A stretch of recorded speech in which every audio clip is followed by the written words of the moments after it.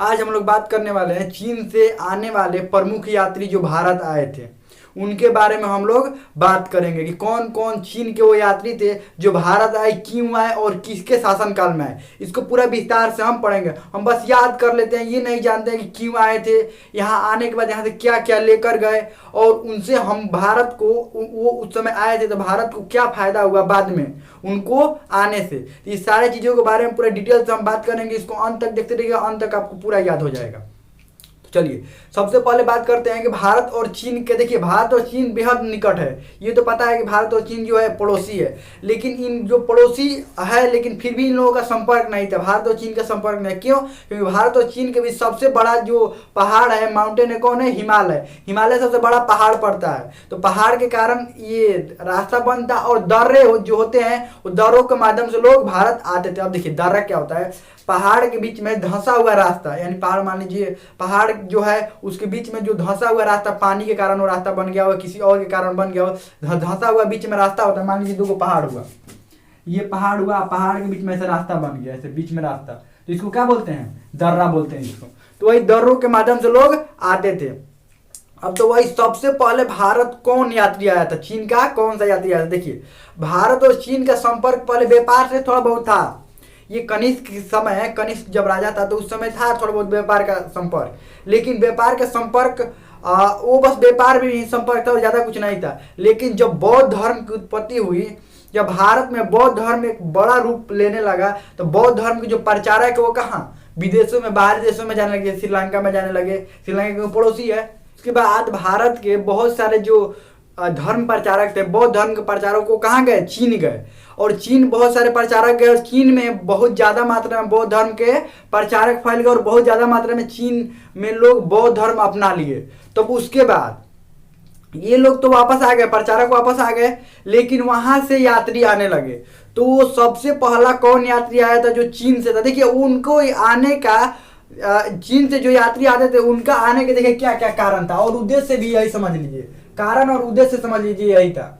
बौद्ध ग्रंथों को ढूंढना। जो भी यात्री आते थे वहां से, चीन से जो भी यात्री आते थे उनका यही उद्देश्य रहता था, कारण भी यही रहता था, क्यों आएंगे? तो इसीलिए आते थे।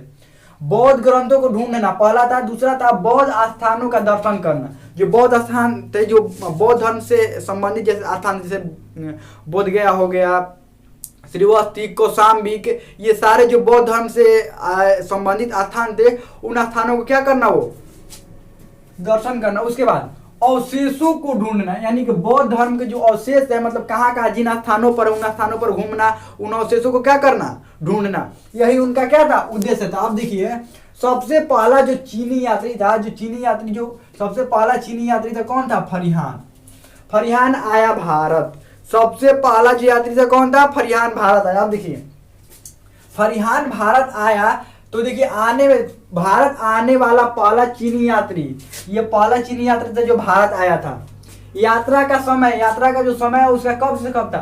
399 ईस्वी से 414 ईस्वी तक। 399 में चला था, 414 ईस्वी में उसका यात्रा समाप्त हो गया था। उसके बाद सन 399 में कब वो चला था? उसका समय कब शुरू हुआ था? 399 ईस्वी में उसका समय शुरू हुआ था वहां से आने का। 399 ईस्वी में वह सन 399 ईस्वी में चीन से प्रस्थान किया, यानी चीन से चला था। कहाँ आने के लिए?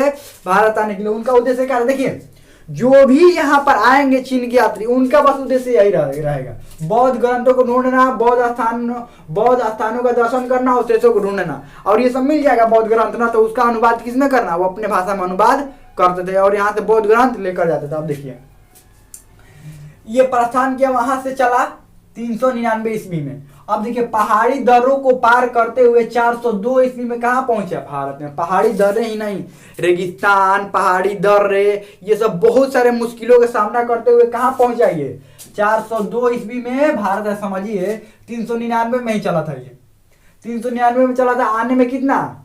402 ईस्वी हो गया, भारत आया। उसके बाद वह तक्षशिला, मथुरा, गया आदि स्थानों की यात्रा की। उसने कहाँ कहाँ की यात्रा किया? तक्षशिला, मथुरा, गया आदि स्थानों की यात्रा की और श्रीलंका की यात्रा किया। श्रीलंका की भी यात्रा इसने किया। कहाँ की यात्रा किया? श्रीलंका का। अब देखिए अब श्रीलंका क्यों गया, समझिए बात, श्रीलंका क्यों गया। श्रीलंका में बहुत सारे जो बौद्ध के अधिक प्रचारक भी कहाँ गए थे। वो जो सम्राट अशोक था उस समय जब बौद्ध धर्म का प्रचार हो रहा था, तो देखिए सम्राट अशोक के समय भी बौद्ध धर्म का प्रचार जब हो रहा था तो उस समय भी कहाँ लोग जाते थे, श्रीलंका ही। या पहले भी जो शुरू में भी प्रचार हो रहा था कहाँ जाते थे, श्रीलंका। इसीलिए कहाँ गया था, श्रीलंका ये गया था, क्या घूमने के लिए और समझने के लिए और देखने के लिए, अवशेषों को ढूंढने के लिए। उसके बाद ये मथुरा तक्षशिला तो गया ही था।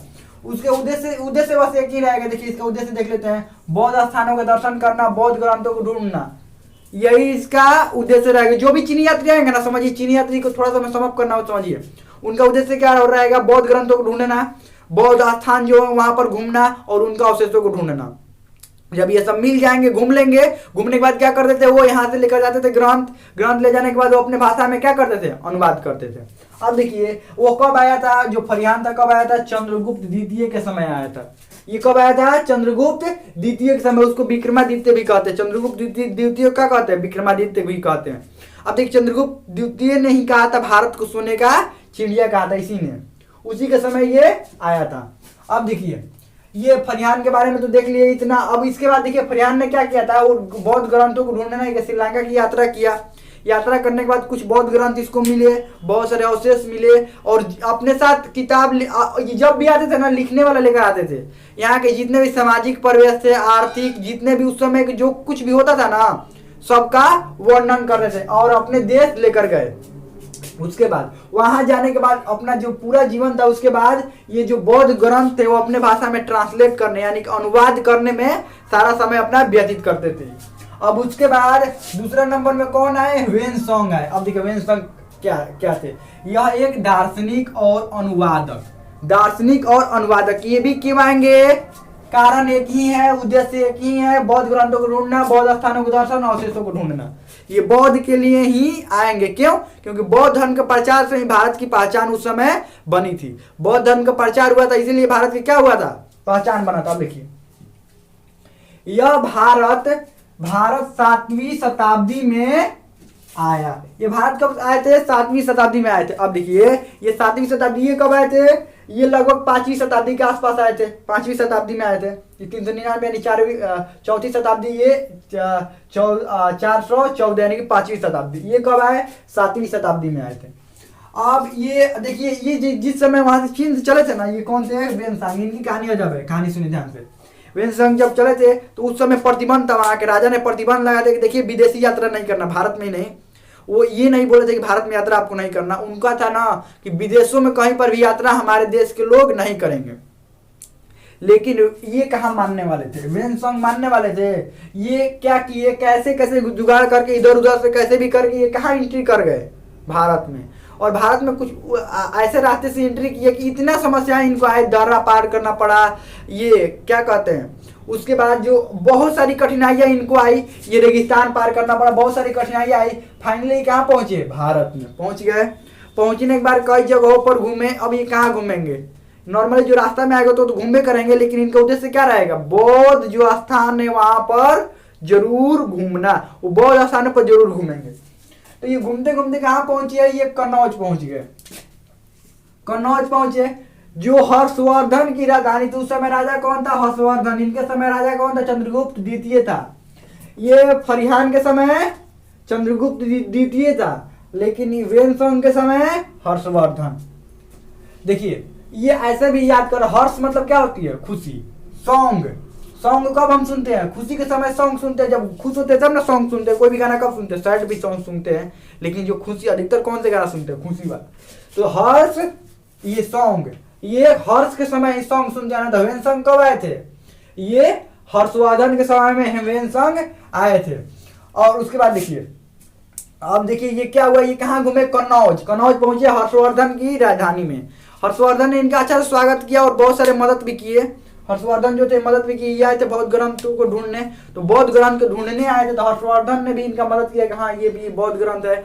ये बहुत सारे इनको मदद किया, बौद्ध धर्म के भी बारे में इनको बताए। और देखिए ये हर्षवर्धन की मदद लेने के बाद ये कहाँ पहुंचे, उसके बाद अयोध्या, कौशाम्बी, पाटलिपुत्र, गया और बहुत सारे श्रीवस्ती और बहुत सारे सारनाथ, ये सारे जगहों पर क्या किया, ये घूमे।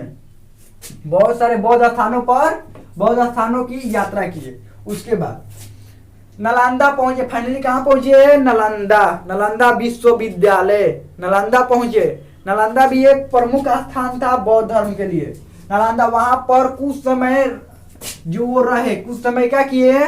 वो रहे, कुछ समय वो रहे। उसके बाद वहां पर ये नालंदा विश्वविद्यालय में कुछ समय पढ़े, समझे ये यहाँ के बारे में, यहाँ के धर्म के बारे में, ये बौद्ध धर्म के बारे में तो पहले से जानते ही थे। अब देखिए जिस समय ये आए थे ना, ये भी लिखने वाला लेकर आए थे, जो भी देखते थे यहाँ पर लिख देते थे। यानी कि उस समय के भारत की सामाजिक आर्थिक परिस्थितियों के बारे में ये क्या किए? अच्छा से अपने किताब में वर्णन किए, सामाजिक और राजनीतिक परिस्थितियों के बारे में। और उसके बाद यहाँ से वो बहुत घूमे, इधर उधर सारे जगहों पर घूमे, ये अपना क्या करते थे? बौद्ध ग्रंथों को ढूंढे, बौद्ध दर्शन किए, अवशेषों को ढूंढे। और जब ये चीन जाने लगे तो लगभग 600 से अधिक ग्रंथ यहाँ से लेकर गए। 600 से अधिक, समझिए 600 से अधिक ग्रंथ यहाँ से लेकर जाना। 600 से यानी चलती फिरती एगो लाइब्रेरी हो जाएगा ना जी, चलती फिरती लाइब्रेरी नहीं, ये 600 से अधिक ग्रंथ लेकर जाएगा तो कैसा? एक चलता फिरता क्या हो जाएगा? लाइब्रेरी हो जाएगा। तो ये समझिए ये लेकर 600 गए थे। और उसके बाद क्या किए? वहां पर जाने के बाद, चाइना में जाने के बाद इसका अनुवाद करा, इसके अनुवाद किए। पूरा समय कहाँ देते थे?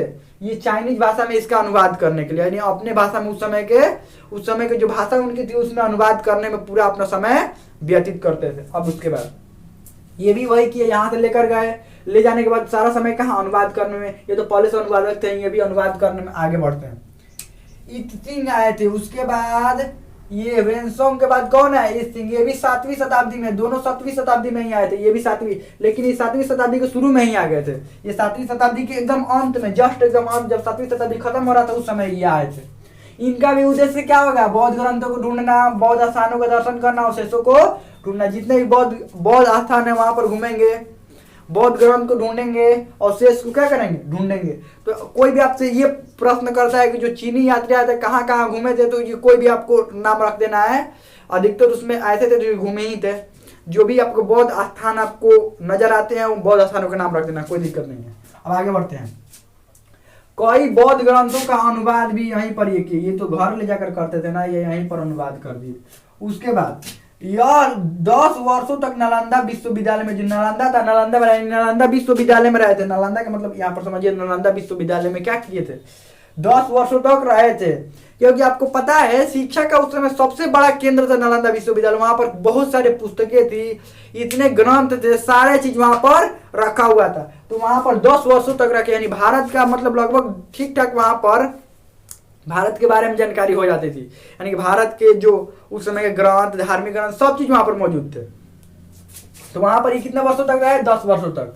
वो बौद्ध धर्म स्थानों के बारे में वहां पर जाने के, बौद्ध धर्म स्थान ये है। उसके बाद नालंदा का वर्णन अपने किताब में किए, नालंदा का वर्णन भी अपने किताब में किए। नालंदा का वर्णन ही नहीं, भारत के उस समय देखिए जो भी यात्री आए ना, जो भी किताब लिखे उस समय अपने जो भारत की राजनीतिक परिस्थिति, आर्थिक, लोगों का जीवन, इस सारे चीजों का क्या किए?